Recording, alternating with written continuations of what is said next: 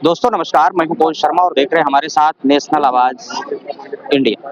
और इस समय मैं बहन कुमारी मायावती जी के ऑफिस के सामने हूं, यानी कि बीएसपी कार्यालय के सामने हूं। यहाँ पर पिछड़ा वर्ग की भाईचारा की कमेटी की बैठक हुई है, जिसमें पिछड़े वर्ग को लेकर के बहन कुमारी मायावती जी की तरफ से संदेश दिया गया है कि जिस तरह से अन्य पार्टियों ने पिछड़े वर्ग को नजरअंदाज किया है, उसको हम अपनी पार्टी में जोड़ेंगे। और क्योंकि पिछड़े वर्ग का असली उत्थान विकास सिर्फ बहुजन समाज पार्टी में है। अभी मीटिंग के बाद से कुछ लोग बाहर निकले हैं, बीएसपी कार्यकर्ता लोग बाहर आए हुए हैं। हम इनसे पूछना चाहते हैं कि इस समय मायावती जी के मन में जो संदेश था, आप लोगों को क्या बताया गया और मीटिंग में क्या हुआ। भाई साहब, पिछड़े वर्ग को लेकर के जो बैठक हुई है, उस बैठक में बहन जी का क्या संदेश रहा और क्या रणनीति है जो आपको अवगत है? देखिए, माननीय बहन जी ने आज पिछड़ा वर्ग समाज का भाईचारा की बैठक ली थी और उसमें उन्होंने बताया कि जब हमारी 2007 में सरकार रही है तो हमने पिछड़े वर्ग के लिए बहुत सारे काम किए थे। इसकी एक प्रेस विज्ञप्ति आप लोगों को भी मिली है। हम लोगों को गांव-गांव जाकर के मीटिंग करना है और पिछड़े वर्ग को भाईचारा बना के जोड़ना है और 2027 में माननीय बहन जी को 5वीं बार मुख्यमंत्री बनाना है।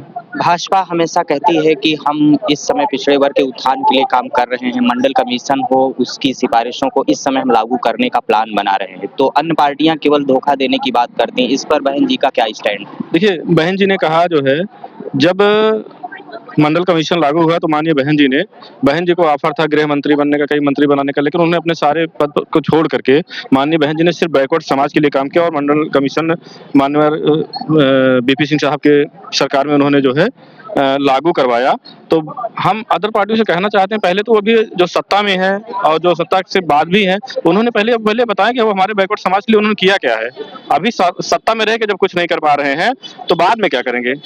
अभी देखिए, जो बैकवर्ड जो समाज है वो जाग चुका है और सबकी सरकार देख चुका, जान चुका है और माननीय बहन जी के नेतृत्व में जो है सब लोग जो है अपना विचार दे रहे हैं, सब लोग समर्थन दे रहे हैं। 2027 में पूर्ण बहुमत से हम लोग सरकार बनाने जा रहे हैं। देखिए, जो अभी आपने कहा कि ये मंडल की रिपोर्टें लागू करने की बात कर रहे हैं। देखिए, ये मंडल की रिपोर्ट क्या लागू करेंगे? मंडल कमीशन की रिपोर्ट लागू करने वाले भारतीय जनता पार्टी और कांग्रेस के लोग नहीं हैं। मंडल कमीशन की रिपोर्ट लागू कराने वाली हमारी शेरनी बहन कुमारी मायावती जी हैं, जिन्होंने सांसद रहते हुए माननीय कांशी राम साहब के नेतृत्व में जो है मंडल कमीशन की रिपोर्ट कई त्याग देने के बाद, तमाम मंत्री और तमाम उसके बड़े बड़े पदों को त्याग देने के बाद लागू करवाने का काम किया। और ये कमंडल वाले लोग हैं, जब भी मंडल की बात होगी ये कमंडल लेकर के चल पड़ते हैं भारतीय जनता पार्टी के लोग। और जब बहन कुमारी मायावती जी ने इस देश में, माननीय कांशी राम साहब ने इस देश में मंडल कमीशन की रिपोर्ट लागू करवाया, उस समय भी ये लोग कमंडल लेकर के निकले थे, लेकिन बहन जी ने इनकी कमंडल के जवाब में जो है मंडल को ला करके खड़ा करने का काम किया था और देश में पिछड़ा वर्ग और अल्पसंख्यक और दलित के साथ एक आपसी भाईचारा बना करके इस देश को आगे ले जाने की रणनीति तैयार की थी। 2007 में जब बहन जी की सरकार आई थी तो इसी तरह की भाईचारा कमेटी बनाई थी, उसके बाद 7 से 12 तक उनकी सरकार रही। और क्या इस समय 2027 में भी यही प्लान के तहत जो है सत्ता पे आसीन होने की जो कोशिश हो रही है या कुछ और? देखिए, 2007 नहीं, 2005 में शेरनी बहन कुमारी मायावती जी ने पिछड़ा वर्ग भाईचारा कमेटी बनाई थी, मुस्लिम भाईचारा कमेटी बनाई थी। तमाम जो बटे हुए लोग हैं उनके अलग अलग से भाईचारा कमेटियां बना करके और काम करवाया था और बहुजन समाज पार्टी के कार्यकर्ताओं ने ईमानदारी से काम करके उसकी परिणति और रिजल्ट ये हुआ कि 2007 में हमने बहुजन समाज पार्टी की सरकार बनाने का काम किया।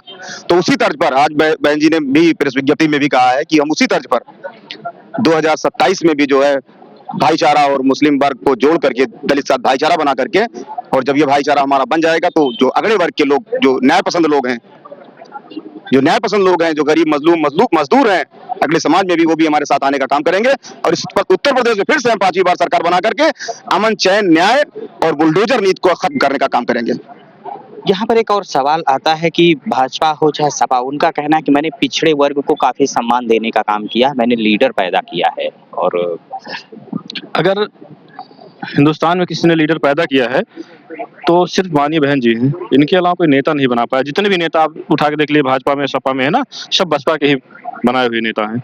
तो अगर किसी ने बैकवर्ड को सम्मान दिया है, किसी ने माइनॉरिटी को सम्मान दिया है, किसी ने एससी को सम्मान दिया है, किसी को सम्मान दिलाने का अगर काम किया है तो आदरणीय बहन कुमारी मायावती जी ने किया है। देखिए, पिछड़ों में और मुस्लिमों में जो नेता थे, जिनको माननीय कांशी राम साहब ने और बहन कुमारी मायावती जी ने बनाने का काम किया था, जो लोग धोखा देकर के मिशन और मूवमेंट को दूसरे दलों में जाकर के उनकी शान शौकत बढ़ाने का काम कर रहे हैं, लेकिन फिर बहन कुमारी मायावती जी ने फिर राजनीतिक अंगड़ाई ली है और उन्होंने वादा लिया है कि हम फिर से जो है पिछड़ों में और मुस्लिम समाज में फिर से नेताओं की एक फौज तैयार करने का काम करेंगे। तो मैं आपके माध्यम से बताना चाहता हूं उन नेताओं को कि जो माननीय कांशीराम साहब और बहन कुमारी मायावती जी द्वारा बनाए गए नेता थे, वो अपनी छुट्टी कर लें, क्योंकि अब बहन कुमारी मायावती जी की नई फौज जो है पिछड़ों में और अल्पसंख्यकों की मुस्लिम समाज की फिर से मैदान में आने वाली है। उनकी छुट्टी होने वाली है, जिनको बनाया था नेता बहन जी ने। जब बहन जी का नाम आता है तो ऐसा लगता है कि दबे कुचले वर्ग के चेहरे पे मुस्कान आ जाती है, वो हंसने लगता है और जो नेता बनते हैं फिर चले जाते हैं।